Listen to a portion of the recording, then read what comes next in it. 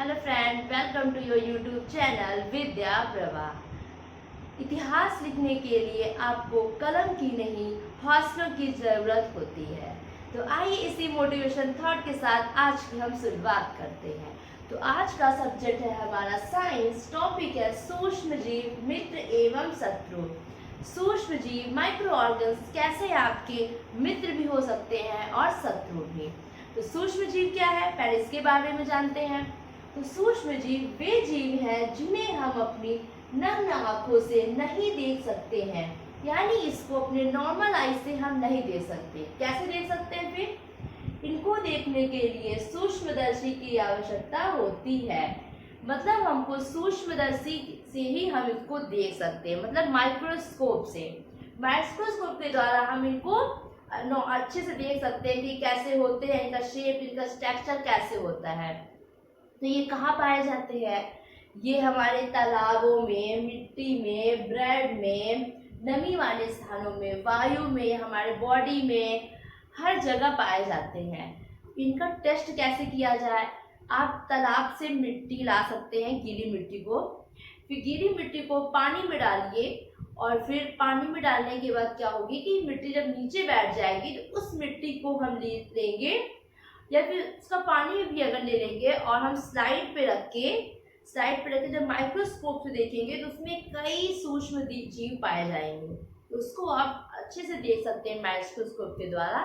तो ऐसे हम पता लगा सकते हैं कि तालाब के मिट्टी में सूक्ष्म जीव है या नहीं है। ऐसे ही हमारे बॉडी में भी होते हैं, तो बॉडी में भी हम अपने ऐसे माइक्रोस्कोप के द्वारा देख सकते हैं। ब्रेड में होते हैं, ब्रेड में आपने देखा होगा जब बासी ब्रेड रहता है या पुराना ब्रेड तो उसमें black black white white type के फंगस लग जाते हैं। तो वो क्या है? वो सूक्ष्म जीव है। अचार में आपने देखा होगा वाइट वाइट टाइप के लग जाते हैं, जब पुराने अचार हो जाते हैं उसमें वाइट वाइट लग जाता है ना, वो क्या है? वो सूक्ष्म जीव है, माइक्रो ऑर्गन्स है। तो ये बहुत ही जरूरी है क्योंकि ये हमारे आसपास है और हमको इसके बारे में नॉलेज नहीं है, तो इसको जानना चाहिए भाई सबको। तो आइए हम इसी के बारे में आप जानेंगे कि ये होते क्या है, इनसे हमें क्या फायदा है, क्या हमको हानियां है इससे। आज हम इनके बारे में चर्चा करेंगे। तो इसका वर्गीकरण कैसे किया गया है कि सूक्ष्म जीव को 4 भागों में बांटा गया है, 4 वर्ग किया गया है इसका। पहला है जीवाणु, कवक, प्रोटोजोआ और शैवाल। जीवाणु को इंग्लिश में कहते हैं बैक्टीरिया। इससे क्या क्या बीमारियां होती हैं?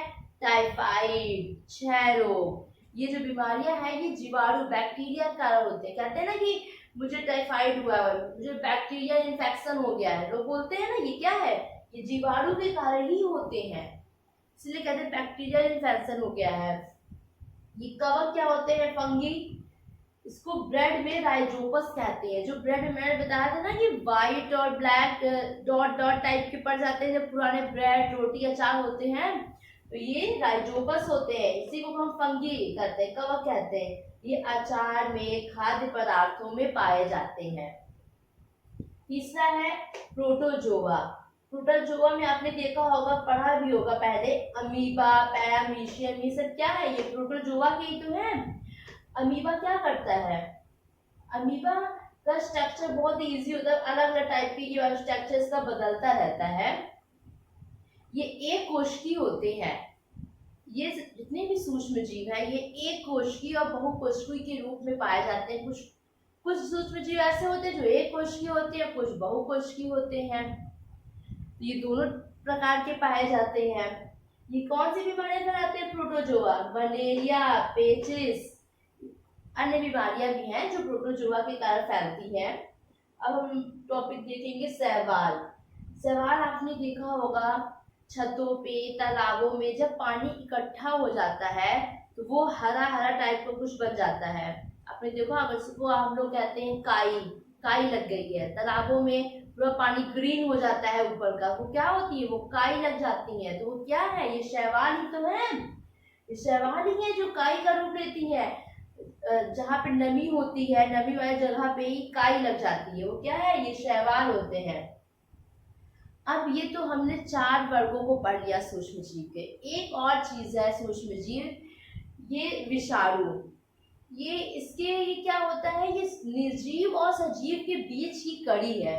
ये निर्जीव भी होता है, ये सजीव भी होता है, इसीलिए इसको 4 वर्गों में नहीं रखा गया है, इसको अलग से पढ़ाया जाता है। अब विषाणु को कहते हैं वायरस। मुझे जहाँ तक ही लगता है कि वायरस के बारे में बहुत सारे लोगों को पता होगा, क्योंकि हम लोगों ने अभी तक जो हम लोग का भी समय बीता है कुछ साल पहले कोरोना का। कोरोना क्या था? वायरस ही तो था कोरोना। तो इससे सब लोग वाकई होंगे कि वायरस होता क्या है, तो इसी के बारे में हम जानेंगे। वायरस वायरस क्या होता है? ये भी एक सजीव और निर्जीव के बीच की कड़ी है। ये जब सजीव के शरीर पे नहीं होता है तो ये बाहर जब निष्क्रिय रूप में होता है, पड़ा रहता है कहीं भी निष्क्रिय रूप में। जैसे ही ये कोशिका के संपर्क में आता है, सजीव के संपर्क में आता है, ये तुरंत एक्टिव हो जाता है। और ये क्या करता है? ये तुरंत गुणन करने लगता है, अपनी जनन शक्ति उतना जल्दी बढ़ाता है, रिप्रोडक्शन कर करके जल्दी से एक वायरस से दूसरा वायरस बनाने लगता है। इसी कारण वायरस बहुत तेजी से फैलते हैं, क्योंकि इसमें गुणन करने की शक्ति बहुत ज्यादा होती है। और ये जब बाहर होते हैं तो ये कोई फर्क नहीं पड़ता। अगर आपका वायरस यहाँ पे है, आपकी बॉडी यहाँ है, वायरस यहाँ पे, आपको कुछ इफेक्ट नहीं करेगा। इफेक्ट तब करेगा जब ये आपके बॉडी पे आएगा। जब ये आपके बॉडी पे आया, फिर तुरंत ये रिप्रोडक्शन करना शुरू कर देता है। ऐसे ही वायरस था कोरोना।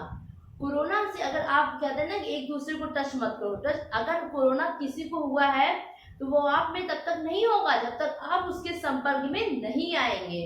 जब आप उसके संपर्क में आ गए, उस व्यक्ति ने आपको टच किया या आप उसके संपर्क में आए, तो वो तुरंत वायरस आपके बॉडी में जाके तुरंत रिप्रोडक्शन करने लगता है और तुरंत अपनी संख्या को बढ़ा लेता है और अनेक बीमारियां फैला देता है। तो विषाणु से कौन कौन सी बीमारियां होती हैं, आइए हम जानते हैं।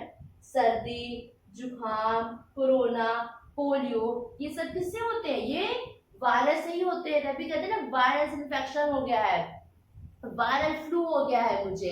ये क्या होते हैं? ये सब वायरस के कारण होने वाले बीमारियां हैं। इसीलिए इसमें एंटीबॉडी बनाई जाती है, हमारी बॉडी बहुत जरूरी होती है। जब हमारे शरीर एंटीबॉडी नहीं बनाएगी तो हमारे शरीर वायरस से नहीं लड़ पाएंगे। तो आइए इसके हम आगे जानते हैं नेक्स्ट पार्ट में।